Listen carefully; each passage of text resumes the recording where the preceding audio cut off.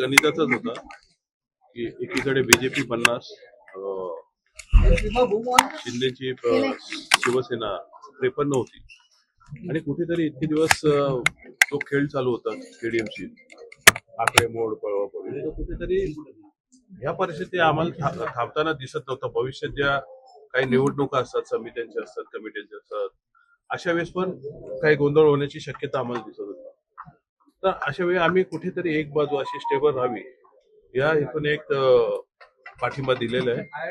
आणि ऑब्विसली शिवसेना, शिंदे आणि बीजेपी हे एकत्र लढत आहेत, त्यामुळे त्यांना समर्थन देऊन आम्ही त्याच्यासोबत जातो. सर, मनसेला काय भेटणार याच्यामध्ये? भेटायचं काय, ते सत्तेत असल्यावर कामं झाली, बस झाली. आम्हाला बाकी भेटण्यासाठी वगैरे अजून कोणते पक्ष आहेत? उद्धव ठाकरे पक्षाला तुम्ही काही सांगितलेलं आहे का? तुम्ही एका युतीमध्ये लढले होते. हो बरोबर आहे, आम्ही युतीमध्ये लढलो होतो, पण काय झालं, सुरुवात काही नगरसेवक गायब झाले. अशा वेळेस आम्हाला आमच्या नगरसेवकांची चिंता होती, दुसऱ्याची त्या गटाची चिंता होती. कुठेतरी त्यासाठीच आम्ही निर्णय घेतलेला. केडीएमसीची पूर्ण जी जनता आहे ती बोर झाली या प्रकारात सगळ्यांना, की इतके दिवस जे राजकारण चालू आहे झालं एक्झॅक्टली तसं तिथे काय होण्याची शक्यता होती. आणि या अशा गोष्टी होऊ नयेत यासाठी आम्ही हा घेतलेला निर्णय. हा कुठल्याही स्वतःच्या स्वार्थासाठी घेतलेला निर्णय नाही. आम्ही ठामपणे सामोरं आलेलो आहे. माननीय राजसाहेबांनी आम्हाला जेव्हा आमचे आकडे समोर आले आणि आम्ही त्यांना गणित सांगितलं, त्यांनी आम्हाला सांगितलं स्थानिक पातळीवर जो तुझ्या नगरसेवकांचा विषय असेल त्याच्यावर निर्णय घ्या, आणि त्या अनुषंगाने आम्ही घेतला. भाजपला बाजूला ठेवले अशी एक चर्चा राज्यभरामध्ये सुरू झाली. केडीएमसी मध्ये भाजपला बाजूला ठेवून कुठेतरी इतर नेते, मला वाटतं भाजपा, शिंदे आणि एकत्रच आहेत ना, त्यामुळे त्यांना बाजूला ठेवायचा प्रश्न नाही.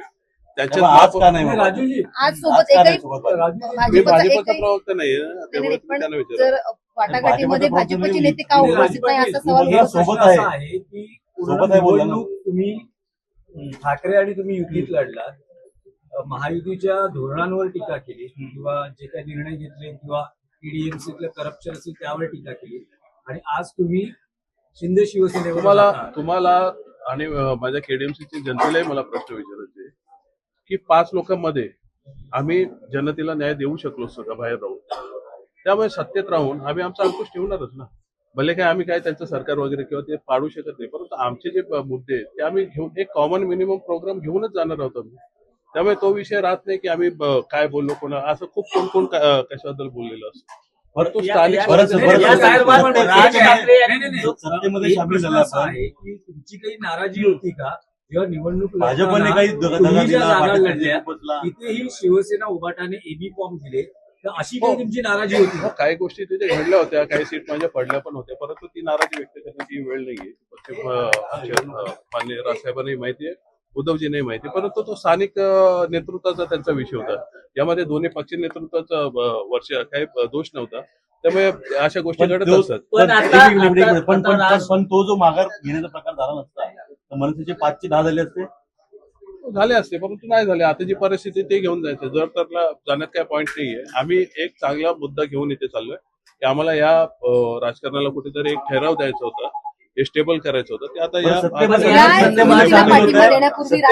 आजची उद्योगनगरी न्यूजला सबस्क्राईब, बेल आयकॉनला प्रेस करा, लाईक, कमेंट आणि शेअर करा.